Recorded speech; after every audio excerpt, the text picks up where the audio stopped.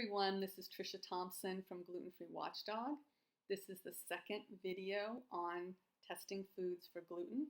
If you have not watched the first video, I recommend that you do that now and then come back and watch this second video. This video is all about extraction solutions and making sure that you choose the right one. The importance of this was really brought home to me last week because of a food that we were testing at the lab. As I mentioned in the first video, I scrutinized the ingredients list to help me decide whether or not I need to request the sandwich R5 ELISA, the competitive R5 ELISA, or both, and which specific extraction solution I need to request. The cocktail is always run with the sandwich, but sometimes, depending upon the composition of the food, a skim milk additive is added to the cocktail solution. And similarly with the competitive R5 ELISA, again, depending upon the composition of the food, sometimes fish gelatin is added to the ethanol. So when I looked at the ingredients list of the herbal coffee beverage, which isn't really a coffee, there's no coffee in it, nothing jumped out at me as requiring milk additive to be added to the cocktail solution. So when I got the results, both of the extractions that were done using a cocktail were below 5 parts per million. Now, as I've mentioned before, BIA Diagnostics also runs concurrently with the samples that Gluten Free Watchdog submits an extraction solution that contains fish gelatin. This is done when we use the sandwich R5 ELISA. One of the extractions using fish gelatin was high.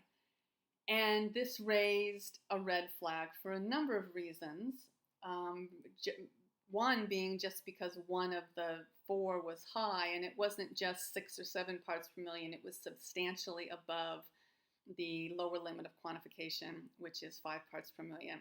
But the other red flag is that this herbal beverage actually contains barley as its second ingredient. This particular manufacturer promotes this product as being free of gluten protein when the product is steeped. So this is why we were testing it both in dry form and in steeped form, just to see what the gluten content truly was in this product. So I knew, based on the ingredients, that it did not make any sense that this product would test below 5 parts per million. And so I had the lab retest using the sandwich R5 ELISA, the cocktail extraction solution, and this time mixed with the skim milk additive. And this time the results came back above 20 parts per million. So this really shows the importance of making sure, this is actually a message to manufacturers, when you are having your food tested for gluten at a lab, or if you're testing it on your own, you really need to know what's in your food product and know whether you need to add anything else to that extraction solution. But more importantly, when you're sending out to a lab, you need to let them know the ingredients in your food products.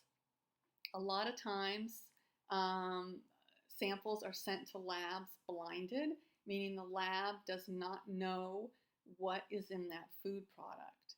So again, it's really important that the lab knows what ingredients are in that food product so that they can help you decide which specific assay and which specific extraction solution should be used on your products.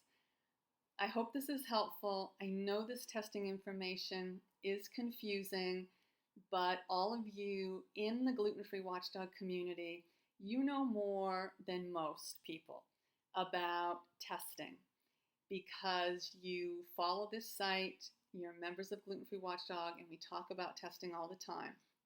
So Please feel free to send me your questions. My aim is to really educate consumers because this will help you ask better and more informed questions of manufacturers. And this will then lead manufacturers to hopefully do a better job when they are testing foods for gluten. Thank you very much.